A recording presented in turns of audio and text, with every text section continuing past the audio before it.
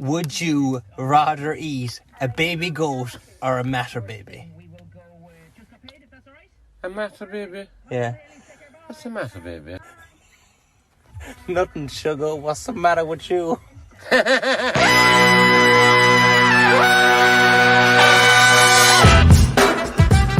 Good morning, Sweet World, and welcome to the No Dunks podcast on the Athletic Network. It's Wednesday, March 17th. I'm J.E. Skeets, rolling with Mr. What You Need to Know, Tass Mellis. Hey, everybody. Hey, Tassie. We got the international man of mystery, taking it to the max, Lee Ellis. Friends. Lee. And last but not least, making the magic happen today, it's JD. Hello. There he is, and here we are. Happy St. Patrick's Day to everybody out there, but specifically to JD. Have you cracked your first Guinness yet, JD? Yeah, I'm on my second. I hit it in my little my traveler here, so It's going to be a great day, guys. Three shows today. Woo! And you're trying to buy a house. Yeah, wheeling and dealing. Rachel's on the phone behind me with our agent, and we're getting close to closing this thing. It's going to be great. Wow. Excellent. All right. Well, keep us posted. Yeah. If we don't find out during this show, we'll know by beach stepping later today because we'll be hitting the beach for our mailbag only episode. You can email in your questions and comments always to nodunks@theathletic.com. That episode will hopefully go live around 3 p.m. Eastern if you want to join us on YouTube. Otherwise, it goes up in your podcast feed. No Trey Kirby, still on vacation, of course. Though we got to get on him to just pick him off. I just remembered. We're running out of days here. He said he was going to do it on vacation. So hopefully in the next couple of days, we'll get that from him. Shout out to the stream team. Getting to you late here. Thanks for everybody to joining us on YouTube right now. Like, comment, and subscribe. Share the show. And Immaculate Items always available for sale over nodunks.com. Get your hoodies and your shorts and your T-shirts and all that good stuff from BreakingT/NoDunks. All right, guys. We got some Is This News fun later on.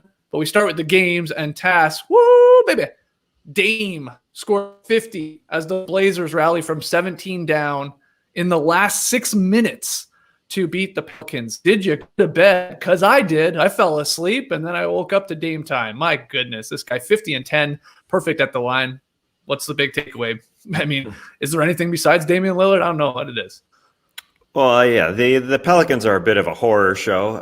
They're fun to watch because you never know what you're going to get from them. This is the first team that allowed the other team to come back from such a big deficit this season. The last 6 minutes, they're up 17. That does not happen. I think it was 236-0 teams were this season in that scenario. But yeah, that's fun to watch in a scary kind of way because they're good or they're bad, one or the other. But yeah, let's talk about Dame because that guy is, watching the highlights this morning. Of course, I went to bed. I had to get up and do the show. Hopefully, you guys woke up with me this morning because I got up. I watched that Dame performance, and it was a quiet 50 to me. I know it sounds dumb, but he just allows the other team to do what they want, and then he comes back with his little fury. I know that he loves boxing. He is a true boxing diehard, and that's what I was thinking watching this. He's a boxer in a basketball player's body, and he's one of those boxers that allow you to punch. You throw your stuff, and then he'll come with whatever he's got, and he's packing big time. He'll fire away, and he is a special player. And I say it was quiet, and I say he was in that sort of that box mentality because he's not going to come out and just throw his haymakers. Nah, he only took 20 shots in this game to get to 50 points. That's nuts. He hit 6 threes. That gives you 18 plus 18 free throws. That's 36. And then he hit 7 2-point shots. And even in the fourth quarter, you would think 50 points. He just poured it on at the end. Well, he was getting everybody involved. And again, like a boxer, like a good boxer, just took what his opponent gave him and just allowed that space. And then bang, bang. It was quiet to me. And his post-game interview was absolutely awesome. When he talked to the TNT crew, he got into shooting, got into his development, got into who he is as a person. Now, it's a lot of the same questions that people ask of him all the time because they all just say, how do you do it, Dame? Well, who are you, man? How are you this cool under pressure? But he really got into the process and talking about how he does everything harder at his age, and being 30 years old didn't slow him down, nothing, and that kind of thing, and how he loves his people harder. He loves everybody harder. He does everything harder. So it was a cool night for Dame, even though they didn't deserve to win this game, and the Pelicans should have sealed it, no doubt. But you always got a puncher's chance when you got Damian Lillard. Lee, you must have been going crazy when you saw the 18 for 18 at the free throw line and the old box score there this morning, right? And hitting the two late, of course, to put them up 125, 124 with like a second go off the Bledsoe foul. I will say Zion had a good chance. What a pass from Lonzo. That full court heave on the fly. Zion catches it. Can't get much of a better look with only 1 second inbounding it from your own basket, but obviously didn't fall. But what'd you think of Lillard's performance and his season overall right now? Yeah, incredible stuff. Stan Van Gundy, you could just see it on the side every time they went to him as that lead just got shrunk down lower and lower. He just knew what was coming. And it wasn't the Dame step back three that killed him. It was the free throw line, as you mentioned, 18 for 18. The Blazers 31 for 31. The Pelicans actually went 16 for 20, which is not bad, but it was the two late ones, the Brandon Ingram, 88% from the free throw line clunked, that would have sealed this game for him. If he basically only had to hit one, and he missed both of them. And I looked at that Stan Van Gundy, and he was just like, we're going to lose this game. He just knew it in that moment. It was going to happen, and they did. And when Lillard went to the free throw line, he just stuck those two daggers into the Pelicans. But Lillard, he started off, he sort of knew it was go time when they were down 17. He's like, okay, I'm going to have to put up one of his sort of 30-foot threes. That one dropped. Then he had a sort of spin around three. That one dropped. And then I think Gary Trent Jr. hit one in there as well. And it got to that, even though it was still about 9 points, 8 points, it just sort of felt like the Pelicans were panicking already because, in Portland, when Lillard sort of smells blood in the water, he's going to come out there and get that victory. But the Pelicans did themselves no favors. Their offense did sort of come to a bit of a halt.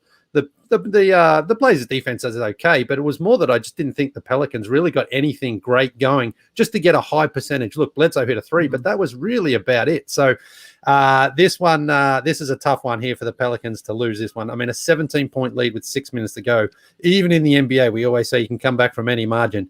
You should not blow that one. But Lillard, it wasn't Lillard just going crazy and just hitting bombs from everywhere. It was just more a sort of like slowly, just going to sort of wait till the time runs out, and I'm going to be leading my team to victory, and that's what he did. So I'm disappointed we didn't get a classic Dame step back three, with the celebration, but it's just as effective when you do it at the free throw line if you get the win.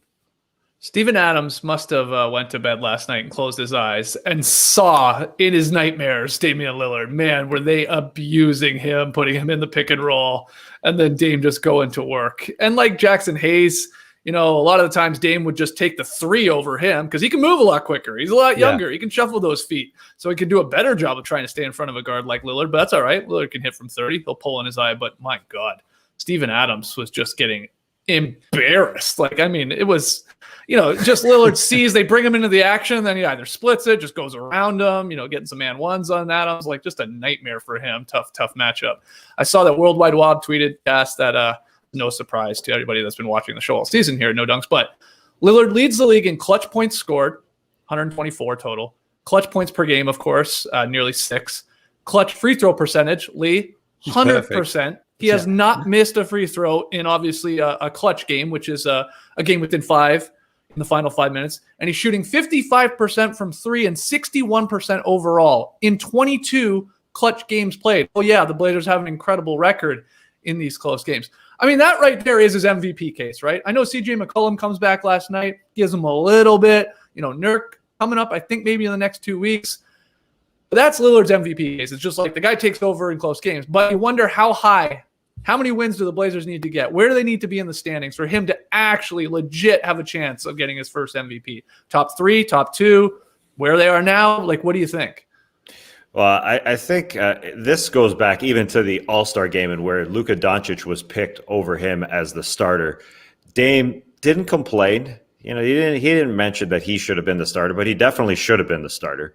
And I'm not saying that, now in retrospect, he should have been it back then. There's no doubt. And there's talk, the last couple of years when Dame didn't make the All-Star game, I guess a few years back when Dame wasn't an All-Star for the first time, Dame spoke out and said, hey, this is This is bull. I should be an all-star, and he doesn't do that anymore. He doesn't have to mention it. His game speaks for itself, and it will in the MVP race again. I think, he's going to be.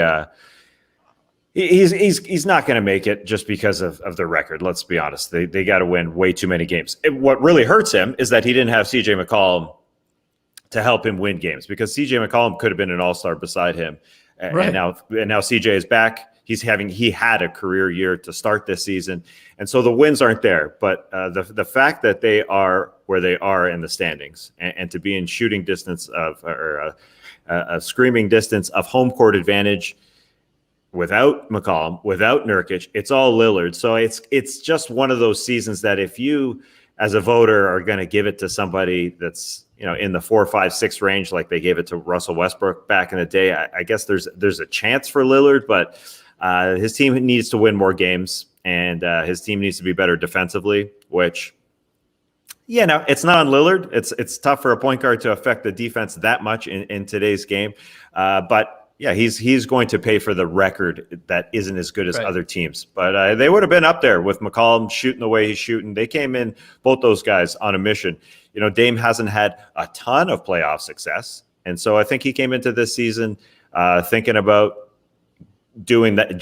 That's all he's thinking about. And him and McCollum, they got a second half to play together. And I think they're going to be extremely lethal. I think people forget already what McCollum's done this season. He was playing phenomenally well at 26 points per game, shooting 11 threes and shooting the most threes and his highest percentage. So there's something to be reckoned with in the second half. All right, let's keep it going here. Next one, Tobias, I'm an all-star Harris leads the 76ers to another win. This one a close one, 99-96 over the Knicks. Daryl Morey was, I believe, joking in the first quarter about 90s basketball, because it was like, what was the final score at the end of the first quarter? Wow, it was like 21-20 or something similar to that. Low scoring affair. Again, seeing both teams under 100 is a little eye-opening. But Lee, what's the big takeaway from that one?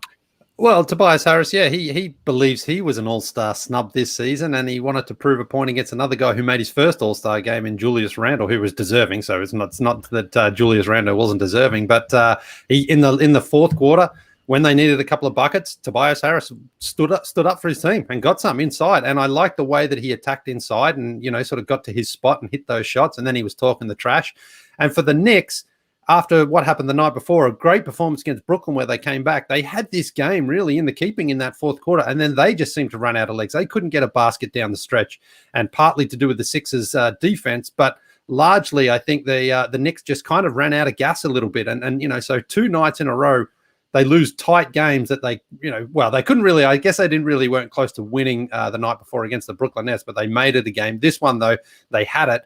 And the Sixers just sort of snatched it away from them late in the game there. You could clearly see, though, that offense for the Sixers struggled for the first time, really, without Joel Embiid, because of the gravity that he just brings to the team there.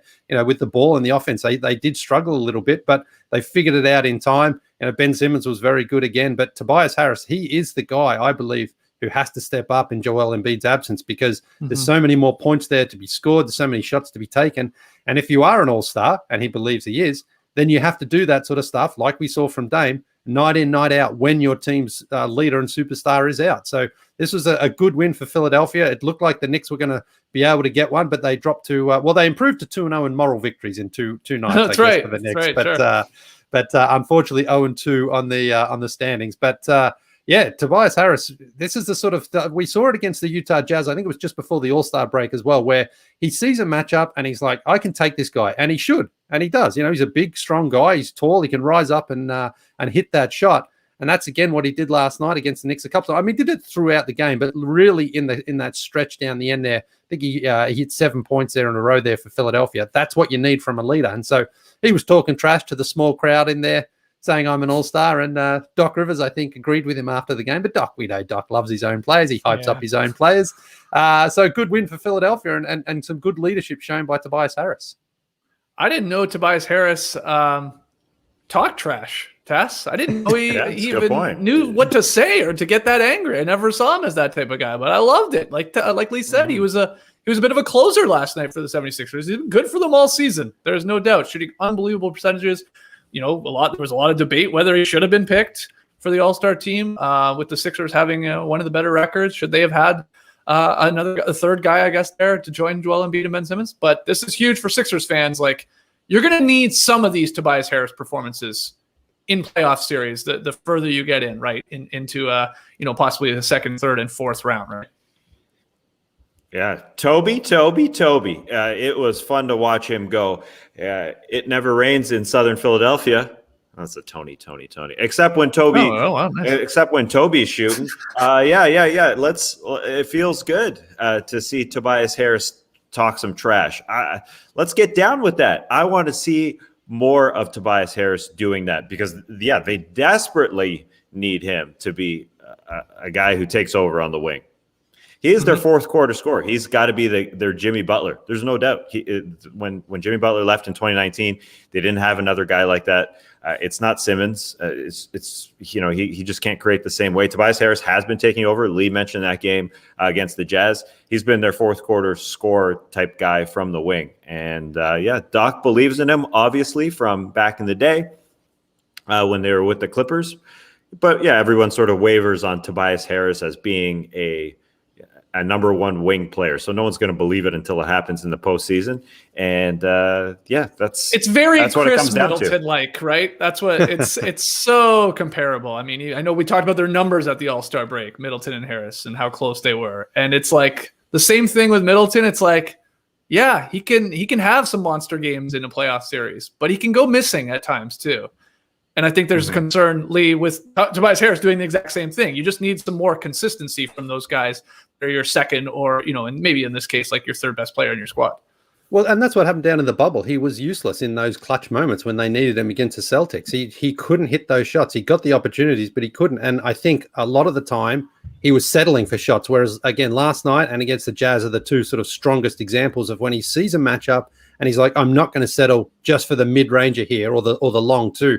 Instead, he goes into the paint. And, he did a little fall away there last night, but that's fine because you felt that he was in control. And the team was looking for him as well down the stretch there because we know Simmons is obviously a great passer, but he's not the sort of guy who's going to be able to go out there and give you the basket that the team needs. Harris is that guy. When Seth Curry's out there, he can hit that shot. But Tobias Harris can create for himself and put himself in a spot where he can hit those shots. So, that's the thing. He does need to step up in the playoffs and show he can do this in games that are not just March games against Knicks. He's got to be able to do it when the team really, really needs him to because he's getting paid like a superstar. He's got the numbers. He's got the coach there in Doc Rivers who's clearly had an incredible effect on him. And we wondered about that when Doc came over. Would he be able to sort of get him back to LA Clippers, Tobias Harris, where he was also a fringe all-star? And I think we are starting to see that. But this is fine. It's however long Joel Embiid is out is when Tobias Harris needs to keep doing it. But even when he comes back, he needs to still be an option there for Philadelphia. I think he has been more so this season, but will he be able to consistently do it? Because, again, I think that's where the Chris Middleton comparison comes in. It's like this guy seems like he can do it, but you don't always see it in the more important games in the playoffs. Yeah, next game, Donovan Mitchell's late three helps the Jazz beat the Celtics 117-109. This was the first game on TNT last night. It's sort of a back and forth affair. I thought it was pretty good. Some runs from each team to make it interesting. Utah ultimately, though, hit 19 3-pointers. That's sort of their MO. When they're hitting that many, they're a tough out. Donovan Mitchell had 8 of his 21, I guess it was in the fourth. Jordan Clarkson, 20 off the bench. Had D. Wade fallen in love with Jordan Clarkson? I mean, I guess Shaq was sort of too. Everybody's loving Jordan Clarkson. I thought Lee was the only one saying that guy should be an all-star. Mike Conley scored 17, and then Rudy Gobert, I thought, had a dominant game. For only 16-12 in the box score, huge difference maker. Over his last 2 games, Rudy's got 40 points, 40 boards, and 8 blocks. That's what you want from your center position. So, they got contributions, the Jazz did, from their main 4 guys, and that's big. But let's talk a little Celtics, because this team is weird. They've now fallen to 0-8 this season against the teams with the 5 best records in the NBA. They're 0-2 against the Jazz. They lost to the Suns. They lost twice to the Sixers, lost twice to the Nets, and lost once to the Lakers. 0-8 when you add it all up. They're the worst fourth quarter team in the league. Tess, what do you make of this squad? I mean, Danny Ainge has to do something right at this All-Star break. and lean into maybe like as big as move that he can make, because this is like they're just looking like a 500 team here, and that's with a great Tatum performance and a great Brown performance last night. But they should be much better than this. Totally. They are one of the enigmas of this season for me. And I don't know if a trade really makes them much better. It has to come within. They have to play defense like they did in the fourth quarter in this game. They cared in the fourth quarter, but they got to play it a little more consistently throughout the game. They just don't look like Brad Stevens Celtics teams that play really hard. They don't. It is a weird season, and they didn't have Tatum for several weeks, and something happened. Didn't have Smart there for a good chunk. Mm-hmm. Yeah, well, I thought Smart would come back and just everything would be key into the keyhole. Done. I thought Smart would just bring everything back, but they're not them.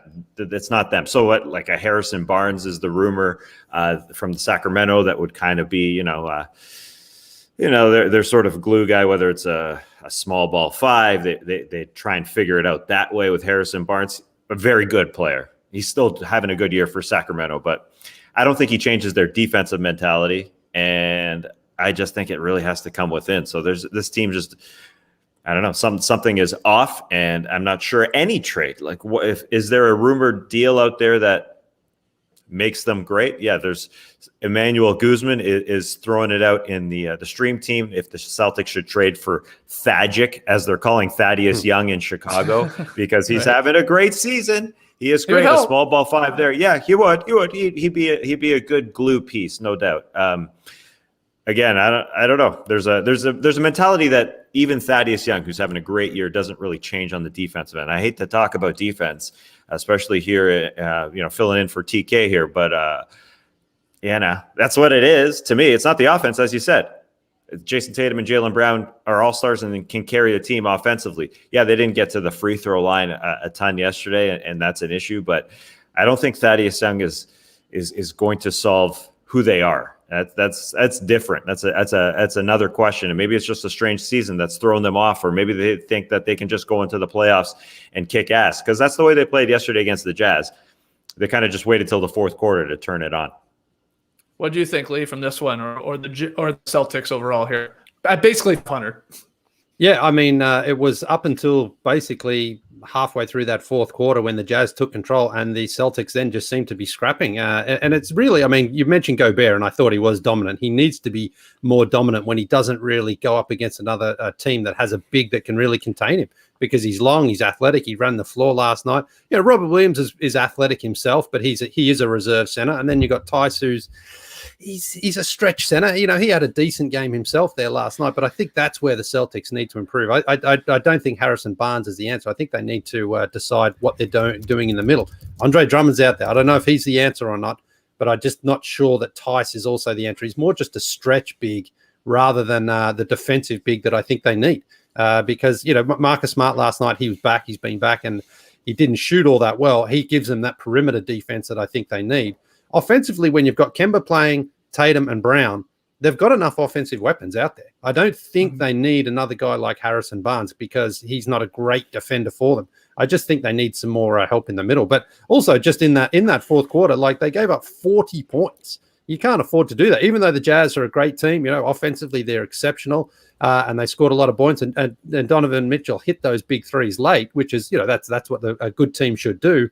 But you can't give up 40 points at home. You just cannot do that in the fourth quarter. If it happens in the first quarter, okay, sometimes that happens. Teams will get out to a slow start. But in a situation where you've got one of the best teams, not quite on the ropes, but in a position to beat them, and you concede 40 in that last quarter, that's just not going to get it done. So I think they need to look into someone like Drummond and just see if he can help them in the middle a little bit, because I don't think Tyson Williams together can fill that hole. You think there's a trade still be made for Miles Turner? You might have to sweeten the pot a little bit more, but he sure would help inside if that's where you're concerned about. Yeah, he would be an upgrade for them for sure. He has his own issues defensively in the pick and roll, but as far as his presence blocking shots, he improves them there. And that is one of the rumors that's being touted. I'm not sure what the Pacers would want in return though for him, because that's a question. I mean, they're obviously not going to give up one of their younger players. I guess Danny Ainge's still got some picks out there, but Yeah, I think that's where they have to improve. I think that's where Danny Ainge nearly needs to almost make a trade for it anyway in that position and shore up the middle. Yeah, I saw a Celtics blog writing this morning that it feels like the Celtics at this point in the season, basically being 500 as we near the trade deadline, that Danny Ainge has to pick like one of two routes here. One, you got to package all these young guys and the picks you do have and really go for a difference maker and try and get somebody in here to like help your chances to go deep in the playoffs. Or two, the opposite of that is, okay, we are what we are. We're probably not a title contender. Well, now let's lean into playing some of our own young guys more minutes because this is the thing that's going on. Okay, so Time Lord then has to get more minutes over Tristan Thompson. Now, Thompson was injured last night. He didn't play. Time Lord got a lot of those, so that's fine. But Pritchard needs to get more. You know, like they need to then go that way. And that's not tanking. That's just like that's development and getting some of these young guys more reps and stuff like that. But that the Celtics are at this point where they have to pick one of the two. Now, like you're saying, Tass, well, if you're picking the one where you're packaging your young players, who, by the way, aren't all that enticing, I think, to a lot of teams because they have not knocked it out of the park with a lot of these picks. And you put them together in picks, like who are you getting? Like who's the difference maker? Because you don't think it's Harrison Barnes. You know, it's probably not even like Aaron Gordon. John Collins, I mean, I think you can just sort of go through the list of available guys outside of putting Jaylen Brown in any sort of trade deal where you're then maybe getting, exactly. You'd have to do that to get like a Beal or a Karl Anthony Towns or like a big name player because you're just not going to be able to get them. And you're right. That's like you're saying, no, you're not going to do that. You're not going to split up the Beantown boys there in Tatum and Brown. Well, no, you're probably not yet. Not yet. You'd rather go the other route, but I think they do have to pick one here, one or the other, because they're just not that great a team right now. They're not a title contender. You watch them. We watch a lot of Celtics. You don't look at them going, oh yeah, this team's winning 3 or 4 rounds. You just don't. Yeah, but it wasn't that long ago that you would look at them like that. You know, last season anyway, where they seemed like they were on the precipice of being good. So yeah, is it a glue dude? As somebody who can pull that defense together? Is it a big who can really influence them on that end or can influence the locker room on that end? I think it's somebody that kind of just has to be, I don't know if it comes from the outside though, like somebody that can just bring them all together. Because I love some of their young pieces. And I know that most people aren't high on them, and that makes sense because they haven't produced a lot. Which young pieces are you high on? In all honesty, like, only one, I guess. High on a piece. I like Aaron Nesmith. He hasn't been able to play. He never plays this season. Yeah. He was injured. He barely had a camp, and he's played a little bit. I mean, he's a wing scorer. That's what he is, and he can shoot. But he's a little guy. If you're going to put him and Pritchard on the floor and play them a ton, they're not going to be a playoff championship team that way. So I understand. There's something has to happen, bigger than that, bigger than those guys, and yeah, maybe Drummond's something. But again, it's a locker room thing for me. Other games from last night, just quickly. Jimmy Butler scored 28. He'd stay hot. 113-98 win over the Cavs. Zach LaVine scored 40 as the Bulls beat the Thunder 123-102. Hawks win again. 119-107. The Rockets lost now 17 straight games. Wow, it's getting up there. What's the record? I mean, they're getting close, aren't they? 26. 26? Yeah. The Sixers, I think it was, wasn't it? Is that what it was? Yeah. Yeah. Cavs or Sixers had a long I think the Cavs still hold that streak. Now, if you go to that dumb Wikipedia page, which I did this morning, the longest losing streaks, there's a the top team is 28, but that goes over 2 seasons. That doesn't count. Doesn't count. Yeah, it doesn't count. No, it doesn't count. So 26, I think, is the actual record. Yeah, it is. It's 26. It's Cleveland, but Philadelphia has that record as well from the season prior. But that was obviously when they were just tanking. But yeah, ooh. Yeah, I don't think the Rockets will get there. Christian Wood is supposed to be back next game. No, that's true. They haven't won a game when he hasn't played, right? Yeah, he left. They started losing. So, if he could bookend that losing streak, he'd look awesome. He comes back and they win, he's going to look great. And then the final game, LeBron, 99th triple-double. The great one, Wayne Gretzky, shout out to him. The Lakers crushed the Wolves, 137-121. Just a few things from those games. We were joking. We're always talking about the MVP conversation, the table. We said last time, I think we talked about Jimmy Butler, that he's at the bar, right, Lee? He's not at the table.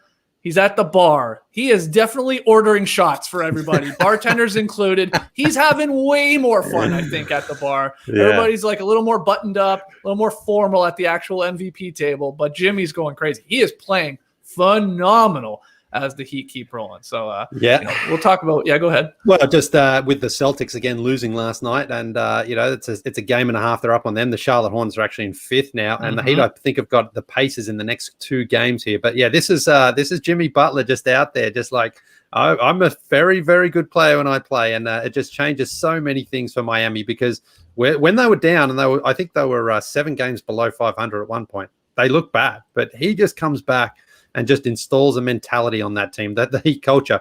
Okay, it was against the Cavs, sure. But still, this is where they just need to quietly bank those wings and climb in the standings, and they're doing a great job of it. Yeah, Jimmy, he hasn't played enough games. He just can't get in the MVP conversation. They won't let him at the table. The waiter's coming over and saying, no, I haven't got any more chairs. It's all crammed in there. But, you can buy a round of shots for the boys. That's fine. Yeah, that's right. He's celebrating. Trust me. Yeah. He might get there. Give him a little bit more time here. If they keep winning. Who's got a better chance, Jimmy or Lillard, do you think, of pulling it off as a dark horse? Oh, Lillard by a mile. Yeah. I mean, I don't even think that's a question. I like Lillard will be a top 5 for sure at the end of the season. If he didn't play a game from here on out, he'd probably be top 5. He should be. Yeah. It just depends on the wins and the position. I get it. But look, Jimmy's going to try and get his way to that table. He might figure out a way. He'll walk over in his cowboy boots and stuff like that. The waiter will be distracted. He'll just grab a table from a chair from an empty table. Yeah, he'll pull up another table. Like he's slide like that. Shout out to Trey Kirby. I wish he was here this week. He's destroying me this week. I started thinking about it. Bulls defeated the Raps, right? I think that was on Sunday, so we're talking about it on Monday. Trey's Bulls, of course. And then last night, Trey's Bulls defeat my second favorite team, the Canadian Thunder. So he's rolling. And Trey, if you are watching or listening later in the day, Lowry Markkanen, huge dunk on Sweet Moses Brown. What a decent game for OKC, by the way. But that could be his first Top Shot moment. Who knows? Wow. Doesn't have one yet. Huge dunk. He doesn't have one yet? This has got to be a moment. This was monstrous. Maybe because it's Lowry Markkanen, maybe it didn't go up like an Anthony Edwards dunk, but this is huge on a guy. Yeah. People didn't give this enough love. Stacey King went bonkers. Yeah. It was on Moses Brown, and Stacey King immediately he said, "What did Brown do to you, Larry?" Oh, it's so good. Good way to go. He's all over it. And the final sort of, I guess it's a question from those other games, as I called them. Tass, I noticed on this morning's What You Need to Know that you avoided saying anything about the Atlanta Hawks. And they won their 6th consecutive game. And I've been watching. I've been loving your morning shows. And every time the Hawks would win, you would make a point of saying, I'm not buying into it. It doesn't really mean much. Yeah, they haven't lost with Nate Miller. Nah, not yet. You did it after when 3, 4, 5, and then 6. You didn't say anything. So have you? Are you coming around, or it was against the Rockets? Who cares? Even though they're 6-0 under Nate McMillan. Well, listen, I love my man Lloyd Pierce, so I'm always going to say the Hawks made a mistake when they fired him. But I did mention them. I said, Gallinari has finally turned it around. That's very big for them. Mm-hmm. And he looks like the guy that they signed for $20 million per. That makes sense. He stretches the floor, and Trey's finding him. But listen, they obviously have something going on that's good that I will never give them credit for. But it could happen. Listen, they've got a flow about them. They seem to know their roles. I mean, this is a week till the trade deadline, and now there's going to be something else that's going to be thrown at them. They can't go forward with this same rotation. I don't think. I think there's going to be another change, and I don't know if this is going to last all that long. That's all I got to say. John Collins feeling good in his role, playing at 17 and 9, but he wants to be a max guy. So is he going to be dealt? But they have beat the teams that they are in front of. And Gallinari balling, 4 of his last 5 games, 20 plus. He had 29 in this one. Tony Snell can't miss. And so you can't just load up on Trae Young at this point. But they're beating teams that they should be beating. Yeah, and some of those, as you pointed out, were big comebacks too. That they maybe had no right to win. But you're right. Mm-hmm. You're right. Look, hey, their whole goal with firing Lloyd Pierce was get in the damn playoffs, get in the play-in tournament. And, 6-game winning streak in the Eastern Conference. That's going to help you in the standings. So they're getting the dubs for them. And even as if the competition they've got the Thunder next at home, and then they go on an 8-game road Western Conference road we'll trip. find out if they're for real. And they've got the Clippers, Lakers, the Nuggets, Suns. So we might find out which sort of team they are at the end of that one. 8 games. Absolutely. That's a lot. And Sam Unono mentions this in the stream team, that I did this to Giannis when I called Giannis overrated in 2015. Well, listen, I wasn't wrong then, but I'm not smart enough to be using reverse psychology here either. I live in Atlanta. I want to see the Hawks great, but I'm just not buying it quite yet. But hey, I really hope they do turn it around. I thought this would be a playoff team coming into this season. True. So hey, let's watch some Thunder Hawks on Thursday night. Can't wait. All right, it's time for Is This News? Oh, it's been so long since I give you guys an NBA headline, and you tell me whether or not it's actually newsworthy. First one, Bleacher Report. Doc Rivers says Ben Simmons is a lock, quoting him there, to win NBA Defensive Player of the Year. Juicy headline, Bleacher Report. They're really good at these headlines, Lily. Is this news?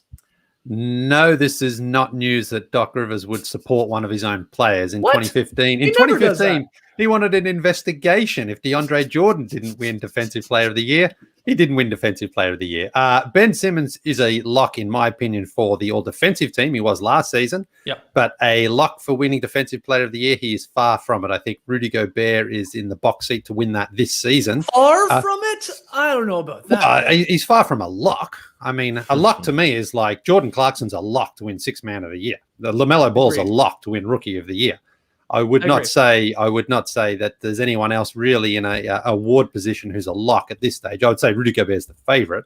Okay. MVP. There's several favorites right now, but a coach really sees and has someone like Ben Simmons at his disposal to say, guard the point guard, guard the center, guard the power forward, guard the shooting guard, get out on the perimeter, rebound the ball, start the fast break. That's clearly what Ben Simmons does for the Philadelphia 76ers.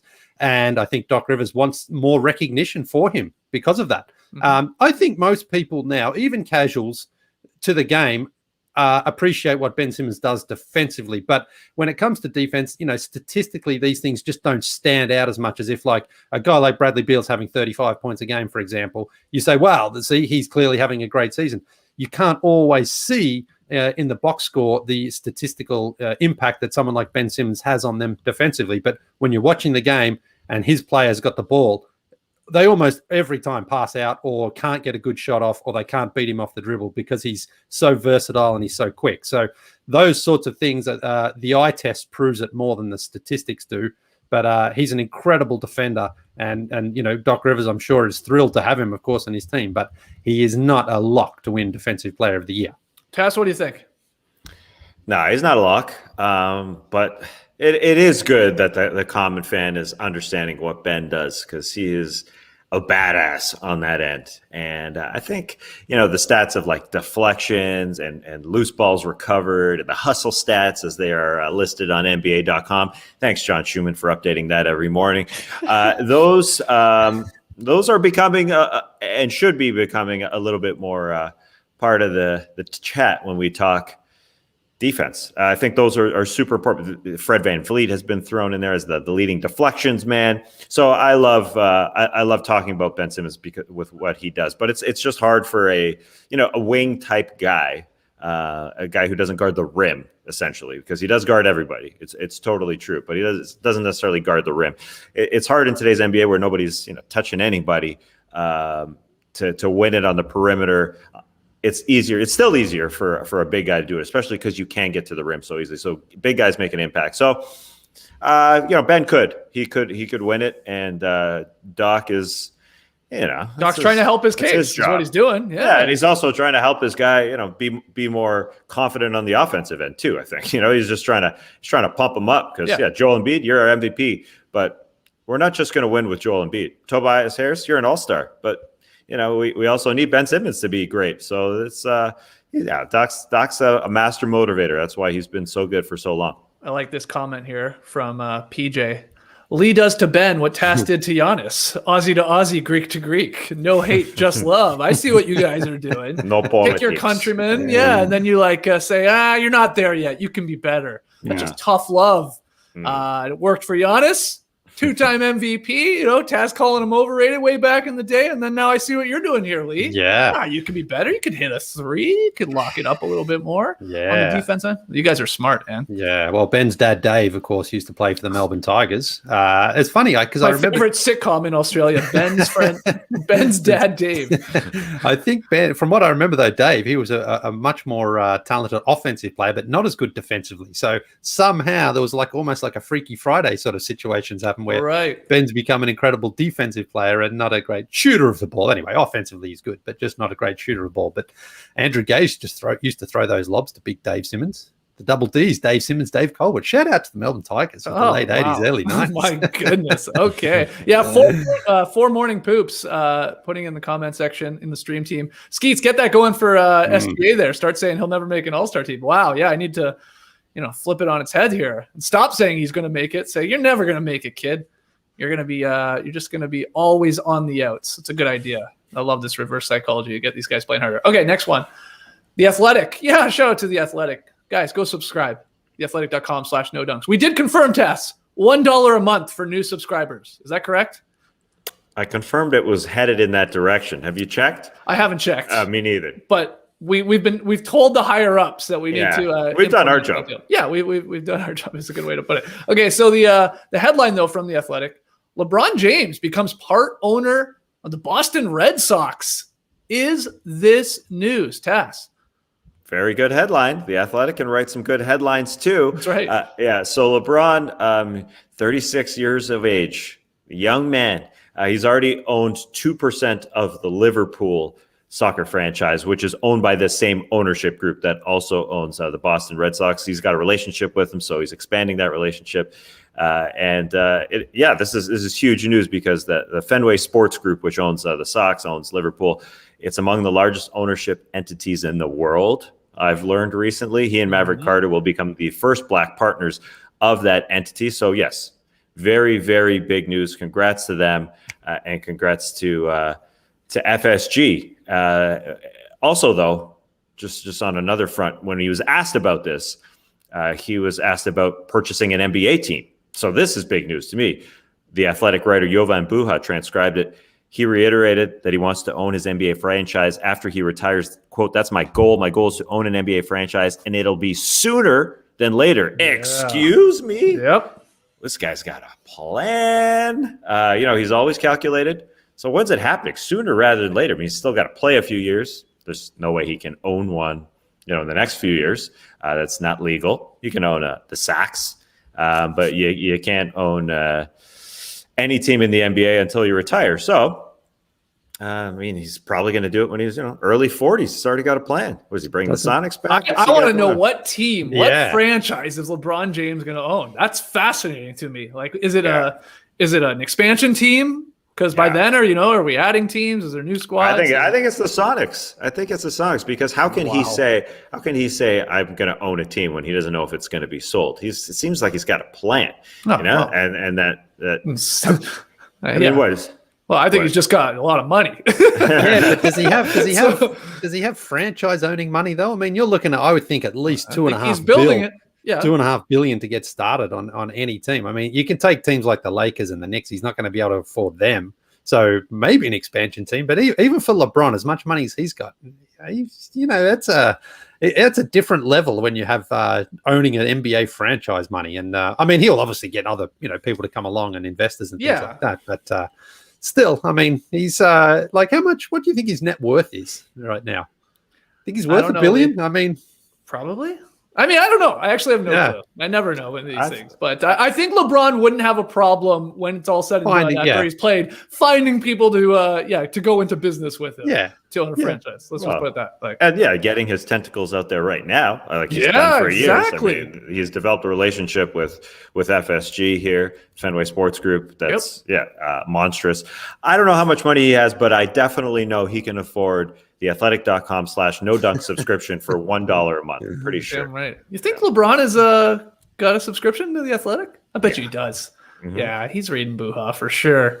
There's no doubt. I want to know if there's some Beantown boys in the stream team here. How do they feel about LeBron owning a Boston team? Because he already owns the Celtics technically, but now he's going to officially. Raptors fans were catching strays. Like I saw that tweet going around. Like, what LeBron already owns? Well, Liverpool and now Boston's Red Sox and the Toronto Raptors. I was like, oh, geez, God. Yeah, that's the thing. That hurts still. He doesn't have any official equity, but he certainly owns those franchises in a different way. Living rent-free right here. LeBronto forever. Yeah, no, you are right. This is news to me, though. Like, this is just like him coming out, especially like clarifying to Boo-ha and The Athletic like that. Like, yeah, I'm going to be owning a franchise, like an NBA franchise. So this is just a start here for me and Maverick Carter. And I believe him. If he says it, then yeah. I mean, he says what? I'm sticking around to play with my son in the NBA. It's basically on record, right? He's said that. Yeah.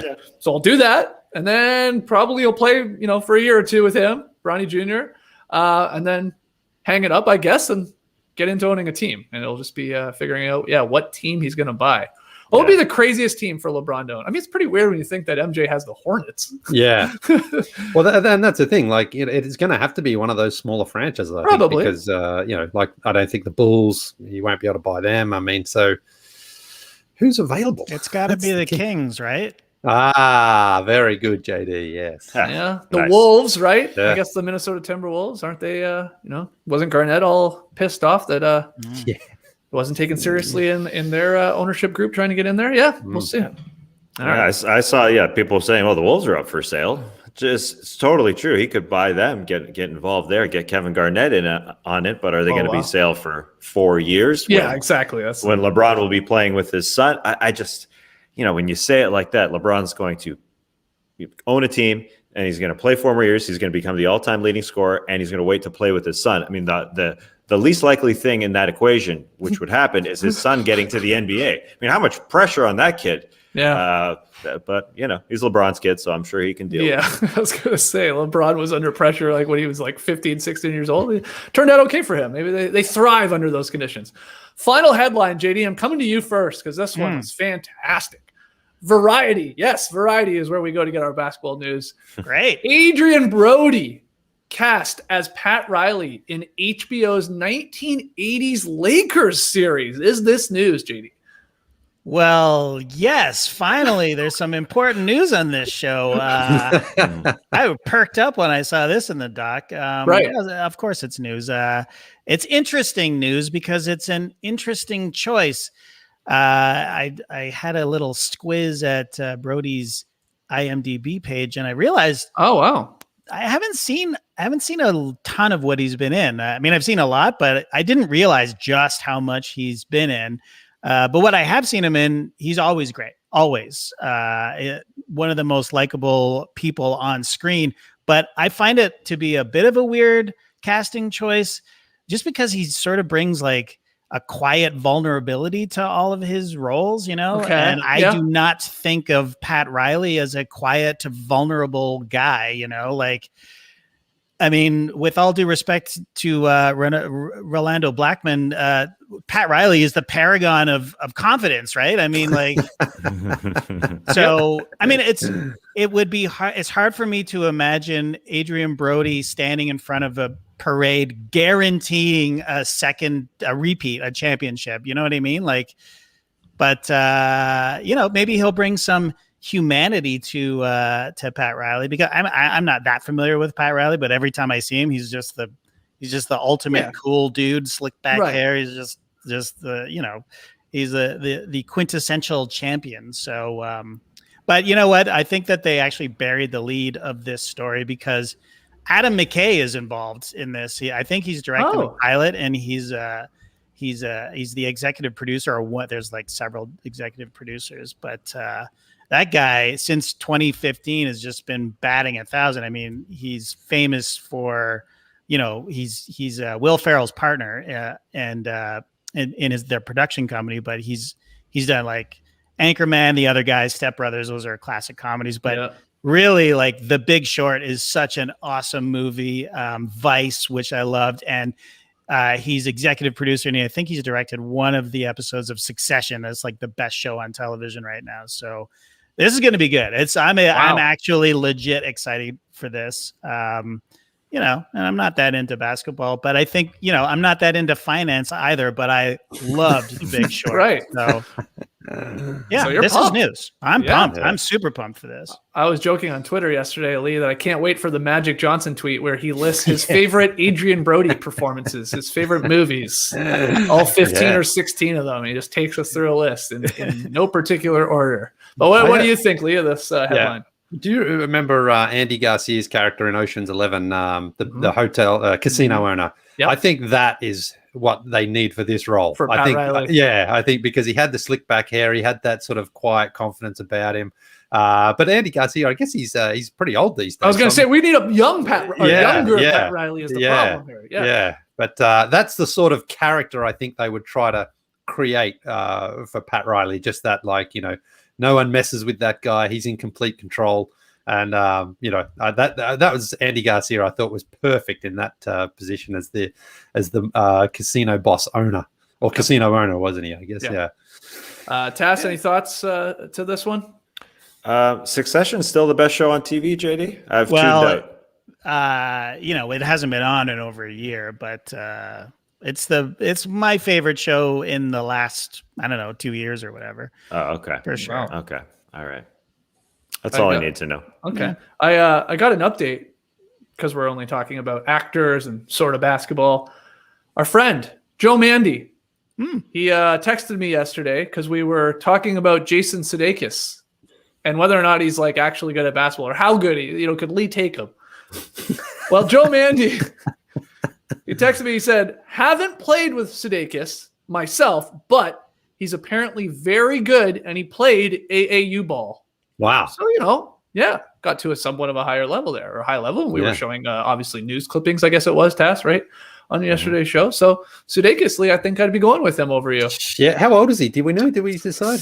I don't know. I know. Well, if Joe knows him, then text him back and see if Sudeikis is up for a little one-on-one. Sure. Yeah, we'll make that happen for sure. Done. Do it for charity. I love it. Exactly. Yeah. All right, let's hear from you guys. Were those three headlines newsworthy? They were to us, damn it. We just talked about them here on No Dunks. But let us know in the stream team. Let us know in the comments. Okay, we still have Tweet of the Night, and we'll obviously get to pick them. But Tass, talk to me about your glasses, man. Well, I was on a flight a couple of years ago, and I still can't get this image out of my head. It was an overnight flight. It's 2019. I remember I was flying a 12-hour flight. Whoa. And I'm ready to go to sleep like everybody else on the plane. I'm leaning over, looking over towards the left side of the plane, and a man pulls out his computer, and then he puts on these things on his face that have given me nightmares since. There's these big yellow glasses with huge yellow lenses. He looks like he's going hunting. Or something, and he's just looking at his computer. I couldn't sleep looking at those frickin' things. And now, back then, I guess they were the coolest thing in blue light glasses. I mean, they were part of what blue light glasses were known to be anyway. Just these big sort of chunkers. But blue light glasses, they don't have to be ugly, as we've said. I've got mine here. Oh, I like the joke that you're telling. I definitely look like Matt Austin every time I tell a humorous joke, and I couldn't get that image out of my head. That's a classic Matt Austin line. These look good because Matt Austin wore them, so they look good, and they're functional. And most clear blue light lenses filter 2 to 3% of blue light from screens. Felix Gray, our friends at Felix Gray, filter 15 times more. Wow. I put them on last night. I was hanging for a couple hours. It's time to go to bed. Took them off immediately. Felt like my eyes were in pain. Now, is it mental? Maybe. But I definitely feel better having them on, and I had them on for several hours, and now I'm not taking them off for most of the day anyway. But yeah, I was hanging out, and I definitely looked at my phone even after I took them off. I was in pain. Because I forgot them downstairs. But it feels good to have them on. It definitely feels less of an eye strain, which I definitely go through, especially being here in the South. a lot of allergies, and feeling good in these glasses. So finally, an eyeglass solution for the 21st century. Go to felixgray.com/no-dunks for the best blue light glasses on the market. That's FELIXGRAY, glasses.com/no-dunks. Free shipping, free returns, free exchanges. felixgrayglasses.com/no-dunks. Time for tweet of the night. Tweet of the night. Wow. Twitter. Got a great one here from last night. It was making the rounds in the NBA Twitter sphere. It's from @Mike Vorkanoff from The Athletic. He tweeted this photo with the caption, "Damn, Monty McCutchen went all in on his quarantine beard." And yes, this is a photo of former NBA official and obviously still working with the league, Monty McCutchen. Wow. What a beard. What a look. I mean, I don't know if those are Felix Gray's, but those are incredible glasses.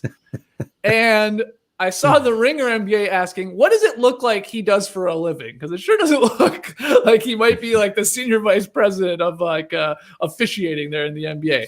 Great answers. I just wanted to run through a couple. Nick Terry, he tweeted, he's a train engineer, but 300 years in the future in a dystopian landscape. Babe Nick, he tweeted, he's the guy who offers you a choice of a craft beer or whiskey when you walk into a hipster barber shop. This one's for people with kids out there. Pedro said, he causes problems for the Paw Patrol. Okay, he does look like sort of maybe like a little villain there in a kid's cartoon. Orange and Blue said, he makes porn in Willy Wonka's chocolate factory. And finally, a couple people actually. I saw Alex and Michael K.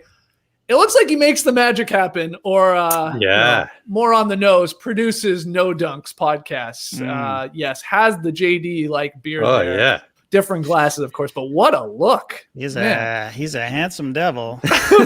Oh, good stuff. Wow, yeah. I gotta get a pair of those. What are they?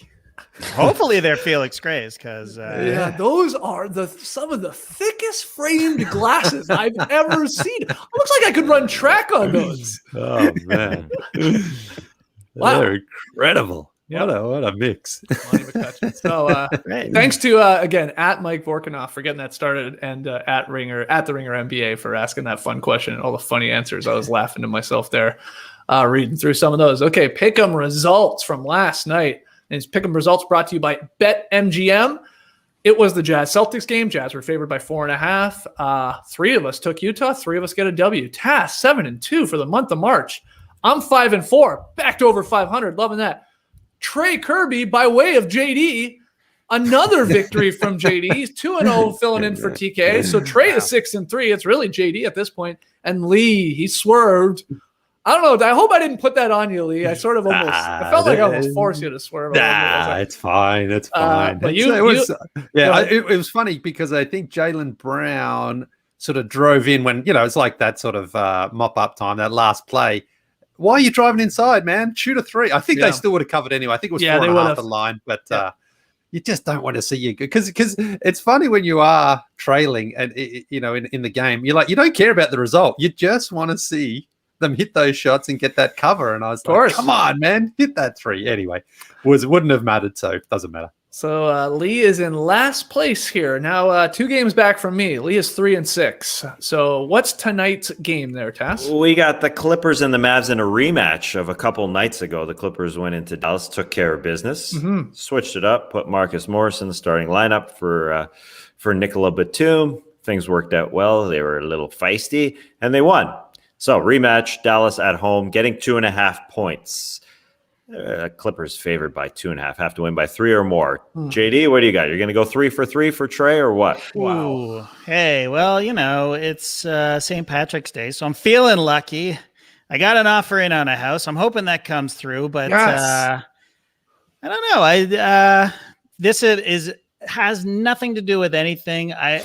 Skeets, you tweeted a picture of Dirk Nowitzki yesterday, I think. Did you? Yes, that's right. Yeah, and I was just like, oh yeah, Dirk. I miss Dirk. So Dallas. I'm taking Dallas because Dirk was always so nice to us, and he's just a great guy. So the legend. Yeah, I tweeted that photo of Dirk like looking like that because that there was a pack drop last night on Top Shot, but there was a lot of people trying to get not a lot of packs, and I pulled number 140,000.